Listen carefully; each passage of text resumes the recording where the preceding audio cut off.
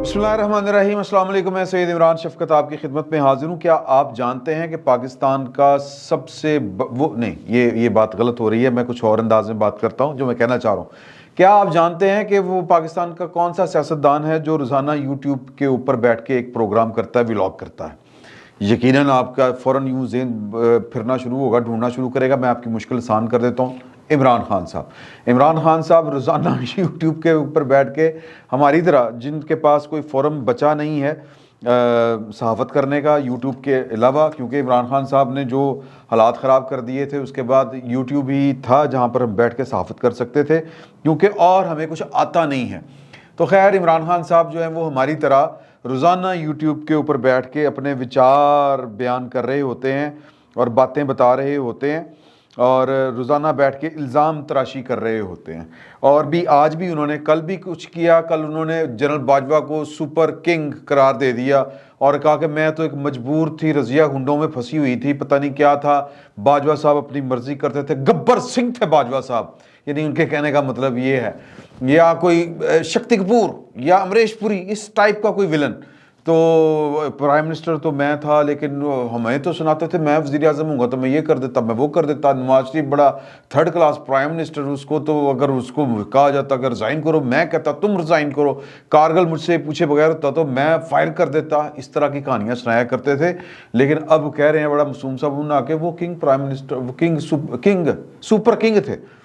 तो आज भी उन्होंने बाजवा साहब के ख़िलाफ़ जो है वो इरशादात फरमाए और उन्होंने कहा कि जी कि बाजवा साहब जो थे वो जब मैं रूस का दौरा करके आया तो उन्होंने मुझे कहा आते सारी कि ओए इस तरह करो कि रूस ने जो यूक्रेन के ऊपर हमला किया है उसकी मजम्मत करो।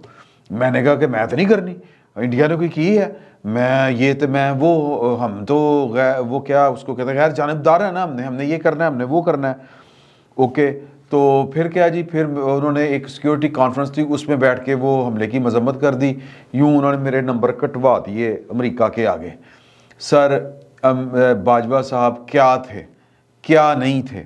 बाजवा साहब आज वो कह रहे हैं, मैं दो बातें आपसे करूंगा, एक बड़ी खौफनाक बात है और एक मैं आपको हवाला देने जा रहा हूँ कि जब इन्होंने किया था ना आज़ादी मार्च, मौलाना फजल रहमान साहब ने, जब ये नए नए इक़्तिदार में आए थे, तो इमरान खान साहब की मोहब्बत का लेवल क्या था बाजवा साहब के साथ, ये मैं आपको बता रहा हूँ कि इसका हवाला मैं कई दफ़ा दिया है। प्रोड्यूसर साहब अगर वो आपको मिले व्लॉग जो है तो डिस्क्रिप्शन लगा दीजिएगा, लिंक दे दीजिएगा, कहने का मतलब है। तो वो मैं सिर्फ आपको तस्दीक करवाना चाह रहा था कि तब से ये खबरें आ रही थी। तो किस तरह करके जो मामला थे वो सेम पेज किस तरह करके था। बाजवा साहब की तारीफ़ें उर्फ़े आम में किया करते थे। बाजवा साहब इमरान साहब के इतने असीर थे मोहब्बत के, और उनको नवाज शरीफ का इतने बुरे लगा करते थे, जरदारी साहब इतने बुरे लगा करते थे कि वो इमरान खान साहब को बचाने, उनकी हुकूमत चलाने, और अब इसके पीछे वो एक लंबा प्रोजेक्ट था कि वो मकासद क्या थे, वो हमारा सब्जेक्ट नहीं है। वो कई दफ़ा हम जिक्र कर चुके हुए हैं कि अपना तसल्लुत कायम रखना पाकिस्तान के रियासत के ऊपर, और मतलब अपना यही इसके फिर वो बड़े फ़ायदे हैं। और फिर किस तरह करके ये बात चलती है, किस तरह करके ख़ानदानों के ख़ानदान नवाजे जाते हैं, किस तरह करके 100 कंपनियां बन जाती हैं, वो आपको पता है।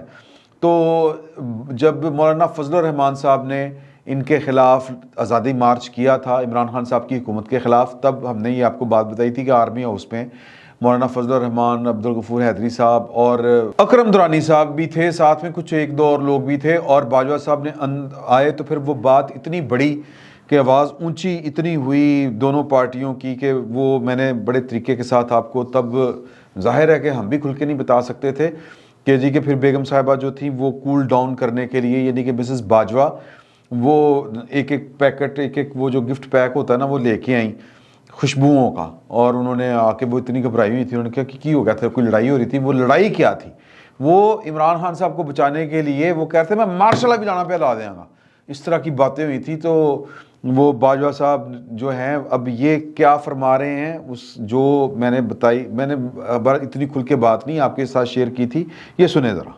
चलाई एक मौके पर हम बैठ गए, 1 या 2 मिनट गुजरे थे कि जनरल साहब दरवाजे से नमूदार हुए। اور بہت ہی نازیبا جملے مولانا صاحب کو کہنا شروع کر دیا. ایک دوسرا تیسرے پہ جب وہ آئے تو میں کھڑا ہو گیا. میں نے کہا شٹ اپ جنرل صاحب، آگے نہیں بڑھنا. سر جی، اور یہ بات جو میں تب بھی آپ سے کے ساتھ شیئر کی تھی کہ معاملات یہاں تک پہنچے تھے، اور پھر انہوں نے جب جنرل صاحب نے کہا میں مارشل اللہ، انہوں نے کہا کہ آپ، پھر انہوں نے بتایا کہ بھی آپ کو اپنے سسرالی خاندان کا نہیں پتا وہ کون سے ہیں، جنرل رضوان اختر کو کیوں فارغ کیا تھا آپ نے. یہ ساری باتیں وہاں پر ہوئی تھیں. پھر باجوہ صاحب ٹھنڈے ہو کے بیٹھے تھے اور انہوں نے کہا تھا کہ ہم آپ کو پھر پورے پاکستان میں بتائیں گے کہ آپ ہیں کیا. اور وہی بات جو میں اپنے منہ سے یہاں پر اس فورم پر نہیں وہ بات کرنا چاہتا، جو جنرل رضوان جو تھے اس وقت کے ڈی جی اے صحیح، جب یہ آئے تھے اپنے کیا نام ہے ان کا، جنرل باجوہ صاحب، تو انہوں نے اپنے 2 بندوں کے ذریعے کس طرح کر کے مطلب وہ بات پھیلائی تھی کہ یہ ان کا جو عقائد ہیں وہ کون سے عقائد ہیں اور یہ کیا ہے وہ کیا ہے. پھر ان کو عمرے وغیرہ کر کے میلاد وغیرہ کروانے پڑے، عمروں کی تصویر شیئرز کروانی پڑی. ہمارا نقطہ نظر جو ہے گفتگو وہ یہ نہیں ہے، میں جس نقطے پہ بات کر رہا ہوں، نقطہ یہ ہے کہ عمران خان صاحب جس جنرل جاوید قمر باجوہ صاحب کو کہہ رہے ہیں کہ سازش انہوں نے کی، امریکہ نے نہیں کی، تو وہ اب کہ جی وہ سپر کنگ تھے، مجھے وہ چلنے نہیں دے رہے تھے، اپنا ہر جرم جو ہے وہ خان صاحب نے اب جنرل باجوہ صاحب کے کھاتے میں ڈال دیا. جنرل باجوہ صاحب عمران خان صاحب کو چلانے بچانے اور ان کی محبت میں اتنے گرفتار تھے کہ وہ لوگوں کو گالیاں تک دیتے تھے. اور مولانا فضل الرحمان صاحب، یہ تو مولانا عبدالغفور حیدری صاحب کہتے ہیں کہ وہ گجے ہوئے سی درباری ملاؤں کے، اور ہم نے پھر کھڑے ہو کے کہا کہ اس طرح نہیں ہوئے گا، اب ہم بکواس نہیں کر رہے، یو شٹ اپ. تو یہ یہاں تک کس کی محبت میں گئے تھے؟ وہ بھی خیر محبت عمران خان صاحب کی محبت نہیں تھی، وہ مفادات سیم تھے. پوائنٹ اس میں یہ ہے. تو ایک تو یہ نقطہ ذہن میں رکھیے گا کہ یہ جو محبتیں ہوتی ہیں یہ ان میں اخلاص نہیں ہوتا، ان میں مفاد ہوتا ہے، ان میں پیسہ ہوتا ہے. اور پیسہ کس کا ہوتا ہے؟ اس قوم کا پیسہ ہوتا ہے، اس ملک کا پیسہ ہوتا ہے، اس ملک کے وسائل ہوتے ہیں جس کے اوپر قبضہ جمائے رکھنا ہمارے ہاں ایک خواب ہوتا ہے. اور پچھلے 75 سال سے اس ملک کے وسائل کے اوپر کوئی اور ہاتھ صاف کرتا ہے، عوام کے حصے میں کچھ بھی نہیں آتا، عوام سے بلکہ نچوڑا جاتا ہے، لیا جاتا ہے سب کچھ. اب آئی ایم ایف نے بھی کہہ دیا نا کہ آپ کے جو اللے تللے ہیں نا جی، تنخواہیں، پرکس، پریولیجز، یہ آپ قرض کے پیسوں سے نہیں کر سکتے. عوام کے پیسوں سے جو ٹیکس لیتے ہیں یا عوام سے جو آپ نچوڑتے ہیں ان کے اوپر آپ عیاشی کریں سو کریں. ہمارے پیسے کے اوپر آپ نے عیاشی نہیں کرنی، ہمارا پیسہ آپ نے واپس کرنا ہے اور یوں کرنا ہے. تو کہنے کا مطلب یہ ہے کہ یہ جب ہمارا پیسہ کم پڑتا ہے عیاشیوں کے لیے تو پھر یہ قرض لے کے بھی عیاشیاں کرتے ہیں. اب ساہوکاروں نے عیاشیوں کے لیے قرض دینا بند کر دیا ہے. میں موضوع سے پھر ہٹنا چاہوں، موضوع یہ ہے کہ عمران خان صاحب کسی کڑے کے ٹکر نہیں ہیں. کہ پہلے وہ انہوں نے کہا تھا کہ جی کہ امریکہ نے سازش کی، اب امریکہ والا پتہ یہاں پر پاکستان میں چل نہیں سکا، یا امریکہ نے چلنے نہیں دیا، یا کسی نے سمجھا دیا ہے کہ پاکستان میں اگر اقتدار چاہیے، اقتدار میں رہنا ہو تو پھر انٹرنیشنل اسٹیبلشمنٹ بھی ایک بہت بڑا ایلیمنٹ ہے لوکل اسٹیبلشمنٹس کے علاوہ. وہ تو ہے سو ہے، لیکن وہاں پر بھی آپ کے اگر تعلقات کشیدہ ہوں گے، اگر آپ ان کو قابل قبول نہیں ہوں گے تو یہاں پر آپ پٹھے بھی ہو جائیں آپ کو اقتدار نہیں مل سکتا. تو خان صاحب کو یہ بات سمجھ آئی ہوئی ہے، اب وہاں پر سے لے رہے ہیں یو ٹرن، اور یو ٹرن لینے کے بعد اب وہ ملبہ گرا رہے ہیں باجوہ صاحب سے، باجوہ صاحب کے اوپر. اور عمران خان صاحب کو اتنی بھی نہیں سمجھ آ رہی کہ یہ بات اچھی لگے یا بری، یہ بحث طلب بات ہے، لیکن یہ اپنی جگہ پر اسی طرح یہ حقیقت ہے جس طرح امریکہ ایک حقیقت ہے دنیا کی، اسی طرح پاکستان کی اسٹیبلشمنٹ بھی پاکستان کے اندر ایک بہت بڑی حقیقت ہے، بلکہ ریجن کے اندر ایک بہت بڑی حقیقت ہے. تو عمران خان صاحب وڈی اسٹیبلشمنٹ کو چھوڑ کے نکی اسٹیبلشمنٹ میں بھی باجوہ صاحب کو جو ٹارگٹ کر رہے ہیں، تو یہ بھی سمجھیں کہ ان کو اپنے اقتدار کا ہی راستہ بند کر رہے ہیں. ان کو عقل سمجھ کوئی نہیں ہے. لیکن بہرحال اگر انقلابی ہوتے تو ہم ان کے ساتھ ہوتے، انقلابی ہیں کوئی نہیں، کہتے ہیں سانو پھر چولی پاؤ، اور پاکستان کی اسٹیبلشمنٹ کو پرانی ڈگر پر ڈالنا چاہ رہے ہیں. تو اس میں نقطہ یہ ہے جو میں آپ کے حضور بار بار پیش کرنے کی کوشش کر رہا ہوں کہ عمران خان صاحب فراڈ بازی کر رہے ہیں. اب وہ جنرل قمر جاوید باجوہ صاحب کے اوپر ملبہ گرا رہے ہیں، تو یہ بھی کارگر ثابت نہیں ہونا، کیونکہ یہ بات کر کے کہ باجوہ میری حکومت گرانے میں ہے، امریکہ نہیں تھا، عمران خان صاحب جو ہیں وہ زیادہ پھنس رہے ہیں۔ وہ کس طرح پھنس رہے ہیں کہ ایک ذہن میں بات رکھیے گا کہ اس وقت وفاقی تحقیقاتی ادارے نے پاکستان کے خلاف ایک سازش کرنے کے اوپر، اور وہ سازش جو ہے وہ عمران خان صاحب کی ایما کے اوپر ہوئی، ان کے حکم کے اوپر ہوئی۔ جب گرفتار ہوں گے شوکت ترین صاحب تو پھر یہ بھید کھلیں گے، وہ پھر بیان دیں گے اور پھر وہ سٹیٹمنٹ دیں گے، اس میں پھر چیزیں آگے بڑھیں گی اور وہ چیزیں آپ کو سمجھ آ جائیں گی۔ جب وہ گرفتاری، اب ان کی وہ کلیئرنس ہو چکی ہے، ایف آئی اے نے مقدمہ درج کر لیا ہے کہ انہوں نے پاکستان کی 2 اکائیوں کے وزرائے خزانہ کو، یعنی کہ محسن جو ہیں لغاری صاحب پنجاب کے، انہی کی حکومت کے، پی ٹی آئی کی حکومت کے تھے، اور ادھر تیمور جھگڑا صاحب جو اپنا کے پی کے وزیر خزانہ تھے، ان دونوں کو فون کیا، فون ٹیپ ہو گیا، فون لیک ہو گیا، ریکارڈنگ لیک ہو گئی، آڈیو لیکس آ گئی سامنے، جس میں یہ کہہ رہے تھے کہ آپ نے خط لکھنا آئی ایم ایف کو کہ ہم نے پاکستان کو قرضہ نہ دے، ہم نے وہ قرضہ واپس نہیں کرنا، کوئی ساورن گارنٹی نہیں ہوگی، کیونکہ 2 اکائیاں جو ہیں وہ اس قرضے کی ذمہ داری قبول کرنے کو تیار نہیں ہیں۔ وہ خیر بات نہیں بن سکی، تو اس جرم میں ان کے خلاف جو ہے وہ مقدمہ ہے، اس الزام میں۔ اس میں میرا خیال ہے کہ جو ہیں اپنا عمران خان صاحب بھی پھنسیں گے، لیکن عمران خان صاحب کا اس سے بھی بڑا جرم ہے جو باجوہ صاحب کے اوپر الزام لگا رہے ہیں، اس سے ریلیٹڈ ہے کہ پہلے امریکہ، اب امریکہ کے بعد باجوہ صاحب۔ تو اس کا مطلب یہ ہے کہ امریکہ نے سازش نہیں کی تھی، اگر ہم عمران خان صاحب کی بات کو تسلیم کر لیں، تو پھر انہوں نے آئین کو سبورٹ کیوں کیا؟ اب یہ سوال پیدا ہوتا ہے، اور اس کی بنیاد کے اوپر ایک بڑا مقدمہ عمران خان صاحب کے خلاف درج ہونا چاہیے۔ یہ جو چاچو کی سرکار ہے، اگر اس میں کوئی دم خم ہے تو پھر عمران خان صاحب کے خلاف یہ مقدمہ درج کرے اور ان کو کٹہرے میں لے کے آئے کہ آپ یہ، کیونکہ ہوا یہ تھا 3 اپریل کی صبح تقریباً کوئی 10:38 کے اوپر جو تحریک عدم اعتماد پیش ہوئی تھی، کیونکہ یہ 7 مارچ کو میرا خیال ہے کہ وہ 27 مارچ کو، جس میں انہوں نے وہ سائفر وہ اپنی جیب سے نکال کے لہرایا تھا کہ یہ سازش ہو رہی ہے، یہ ہو رہا ہے۔ تو پھر اس کے بعد جو تھی وہ ووٹنگ تھی 3 اپریل کو تحریک عدم اعتماد کے اوپر۔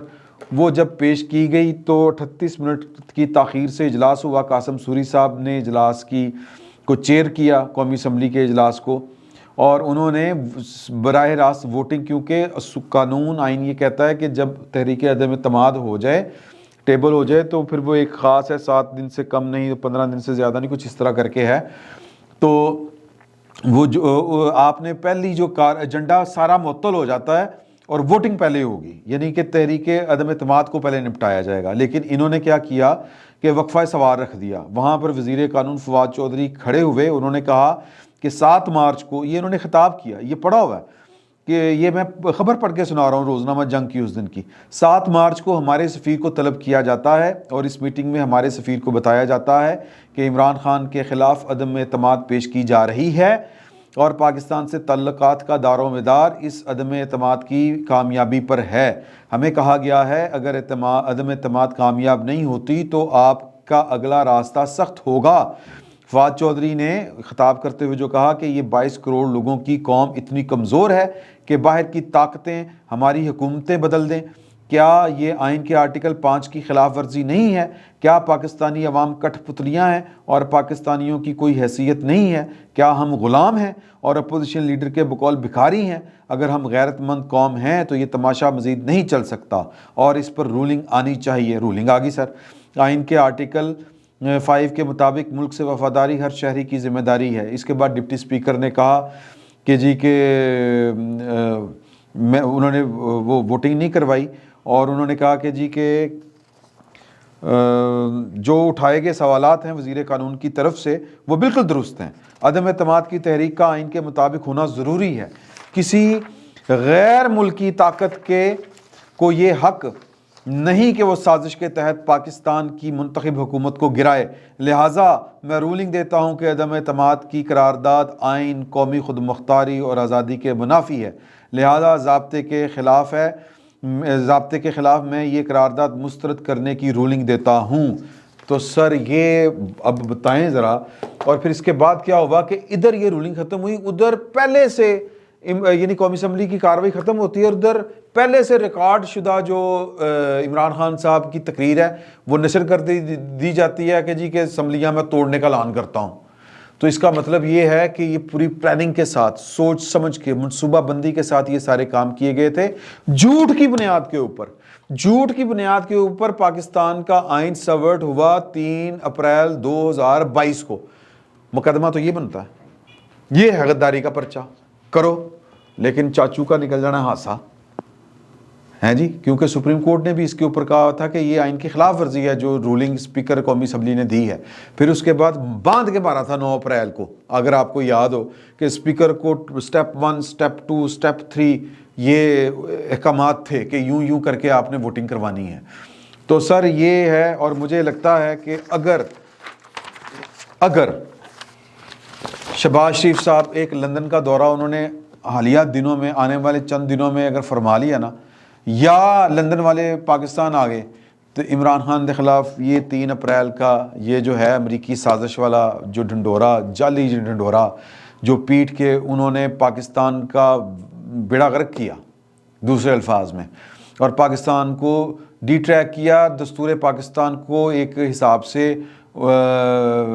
سبورٹ ہی کہہ لیں آپ، یا مس یوز کیا، جو بھی کیا، اس کا مقدمہ بنتا ہے. اور یہ مقدمہ میرا خیال ہے کہ عمران خان صاحب کی جان نہیں چھوڑے گا اگر یہ حکومت کے گڈوں گٹوں میں پانی ہوا اور اس نے یہ کام کر لیا. ورنہ ڈرتے رہنا کہ بندیال صاحب فلانا صاحب پتہ نہیں کی ہو جائے گا. تو سر پھر مزے چکھ دے رہو گے. فی الوقت اتنا ہی، بہت بہت شکریہ.